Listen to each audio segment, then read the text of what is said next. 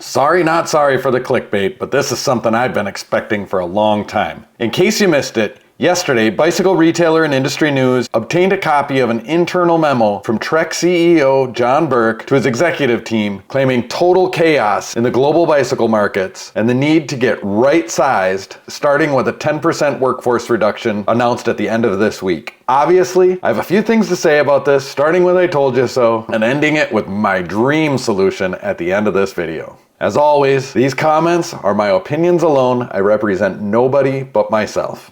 In typical corporate American fashion, the leaked memo is a reactionary tale of a global market in total chaos, forcing a gentle giant to face the harsh realities of the marketplace, seemingly oblivious to the fact that they are in fact the very marketplace that they now have to become right-sized to fit into. American corporations, much like the American people, have never been real good about self-reflection and personal accountability. The golden rule to all corporate stakeholders has always been never appear weak. And what better example of this beautiful sentiment than the winning history and unfettered success of the Trek bicycle brand and the marketplace it spearheads. Now, on a serious note, I want to be totally clear up front. This is terrible news for all of us, especially the folks that will be losing their jobs at the end of this week. Many of you know Trek headquarters is located in the town 10 miles north of me. These are very good jobs in very small towns. My entire community is going to feel the ripple effects of these very difficult decisions that Trek is now having to make. Further, Trek Bicycles and the Burke family have been excellent employers, contributing hundreds of thousands of dollars to community efforts across the globe from day one. I really truly wish JB and the rest of his team the best right now. To be honest, I kind of like what I'm hearing here. 40% fewer SKUs is a really, really good start. For what it's worth, I also owe Giant Bicycle Corporation a little bit more than I wish I did right now. But together, I'm confident that old JB and I are gonna make it through together. Okay, so where did Trek go wrong? Oh yeah, that's right.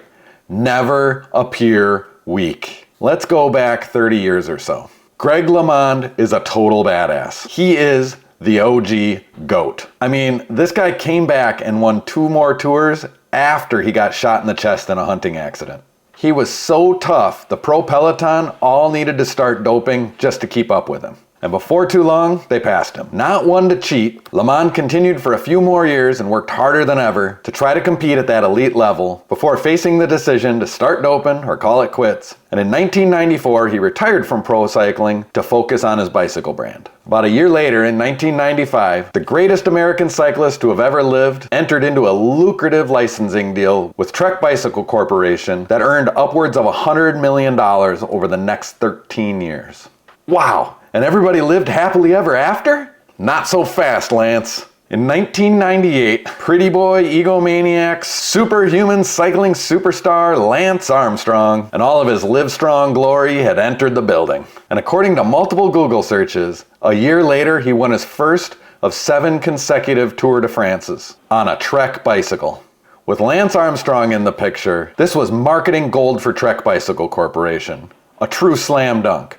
I mean, the story practically writes itself. As if it wasn't already totally obvious to mainstream upper middle class American corporate culture, to avoid being seen as the flabby, mediocre tit babies you really are, you just need to spend your weekends riding around on over-engineered, featherlight, absurdly expensive road bicycles, wearing a little yellow rubber bracelet and an ill-fitting US Postal Service costume. And that, my friends, is how you create a sustainable market for extremely durable, highly efficient, healthy, clean, fun, recreational transportation solutions. Well, maybe not. As it turns out, the whole thing was a farce. Lance, his whole team, and frankly all the rest of them were doping the entire time. Trek knew it, and so did our hero Greg LeMond. In 2001, Greg LeMond publicly spoke out about doping and cycling and named Lance Armstrong and his doctor drunk on power and swimming with cash. Our boy JB and his new best friend and main cash cow demanded an apology from LeMond. After 2 years of holding off the pressure, LeMond finally caved and issued an apology. But it wasn't enough. Not one to back down, Armstrong continued for the next 8 years to sabotage LeMond's relationship with Trek. After a few lawsuits and a whole bunch of drama, Trek finally ended up settling by donating $200,000 to LeMond's charity of choice. About 2 years later, Lance finally admitted to the doping, and Trek's PR team got to work scrubbing the internet of any and all references to their relationship with Lance, and they never looked back. Because frankly, bike sales were great. I was golfing a lot during this period of my life, and the word on the links was cycling was the new golf. Prior to 1999, you couldn't give away a road bike. By 2005, weekend charity rides were everywhere, making it nearly impossible for soccer moms and SUVs to get their Berkram hot yoga classes while their hubbies were out closing deals on the tarmac. In the aughts, anyone who wanted to be anyone needed a race-ready road bike in their garage. It was absolutely unbelievable. Never in a million years did I think I'd see the day where alpha males were packing beer tents and short-sleeve Lycra bodysuits. Regardless of the obvious signs that maybe we have reached a point where we need to be careful what we ask for, in the business world, growth is good, right? It took John Burke and the Trek Bicycle Corporation 20 more years before finally recognizing that the global bicycle market is in total chaos. The Trek origin story is a noble one, and I've spoken of it before on this channel. In the late 70s, JB Sr. and his best buddy Bevel Hogg set out to produce affordable, enthusiast-level bicycles domestically as an alternative to the over-engineered, feather-light, absurdly expensive bicycles only available from the race-crazed European bicycle brands. In the early 80s, mountain bikes made it to the mainstream and they totally changed the game. Then in the 90s, we finally get hybrids. You know, the upright, comfortable bikes that are just kind of in between a mountain bike and a road bike, made for riding around by regular people. In my opinion, this is when we should have stopped, and this is where we should be focusing our attention still. But what else happened in the late 80s? That's right, Greg LeMond started winning tours. What is this carbon fiber stuff he's using to win races? And so it goes. For those of you that have been with me for a while on this channel, you know I'm pretty hung up on this practical bikes for practical people idea. I'm really just one guy who's helplessly in love with these incredible machines. For 2 decades, I could easily say I liked fixing them more than riding them. And while in recent years, I've really come to enjoy riding them as well, I think it might still be true. I'm a mechanic first, a rider second, and a shop owner third. Over the past 8 years or so, I've been super fortunate to be able to make a living as a solopreneur in the world of bicycles. From day one of starting my mobile bicycle repair business, the Bike Mobile, I've been doing it my way and on my terms. At the end of my first successful season in the van, the Gibbs Bike Shop property came on the market in my hometown. You know, my childhood bike shop that I named my firstborn son after, the one that I reopened as a giant dealer 10 miles south of Trek headquarters in 2017? Yeah, that one. Just as I was moving into the bike farm, that's what we call it around here, I learned about a shop closing sale from one of the major retailers in Madison. I had a chance to meet the owner, and he gave me some interesting advice. He told me not to pay attention to all of the marketing hype and cultural trends of the major bicycle brands and cycling culture. He warned me that it's fleeting and it'll leave you holding the bag. He advised me to do what's right for my business. He knew that I knew what was best for my business, and if I just did my own thing, I'd be far better off than following the industry's lead. He was telling me to stay right-sized and not bite off more than I can chew from day one and keep it that way. I'm glad he told me that because I'm a dreamer and I love money. Let's put it this way, those COVID years felt really good. I'd love to get it back to that point. I want more of that kind of market. I wish I had the resources to make it happen again. Regular people were coming out in droves to buy regular bikes. Regular people were absolutely shocked that their 20-year-old bike could be tuned up in less than a day for $100 and be better than the day they bought it when they got it back. Regular people were thrilled to have a local, small-town shop that wasn't interested in turning them into a cyclist that had to commit to training and exercise and competition just to enjoy riding a bicycle.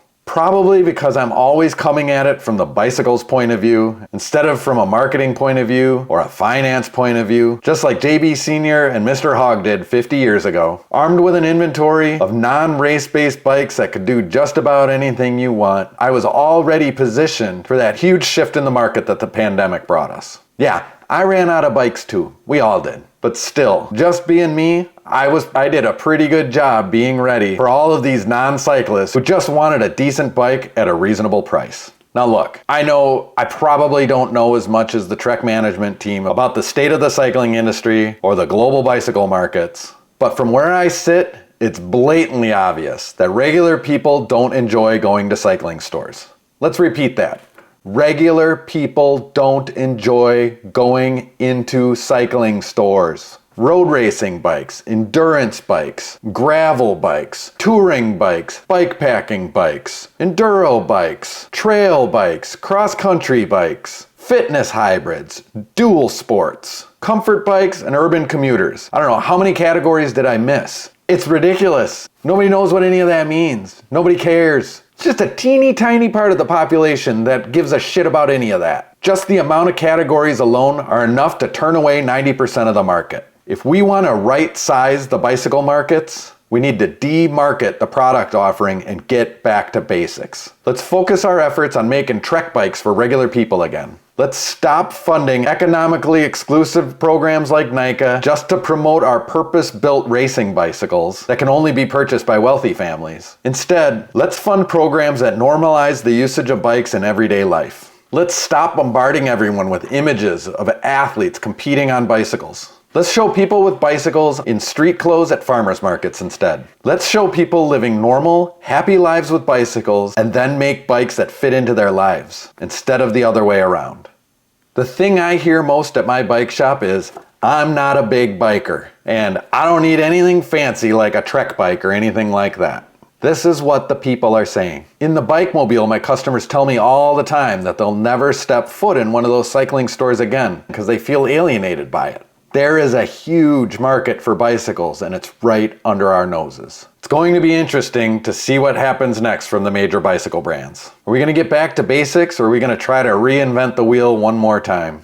Despite being such terrible news for so many people right now, this sort of reckoning is a long time coming and greatly needed in the bicycle industry. If anyone over at Trek ends up seeing this and wants to get together to tell me that I'm the one that needs to get right-sized, I'd be happy to meet you down at Hartwig's for coffee and pancakes to hear you out. Just be forewarned that I'm probably gonna ask you what you think about the fact that we're not seeing anyone riding bikes around Waterloo right now, and you're buying. Further, if any laid-off Trek employees want to play bike shop for a few months this summer, I've got a stand waiting for you. Thanks again for clicking in, bike farmers. Don't forget to hit that notification bell so you and your bike can stay tuned.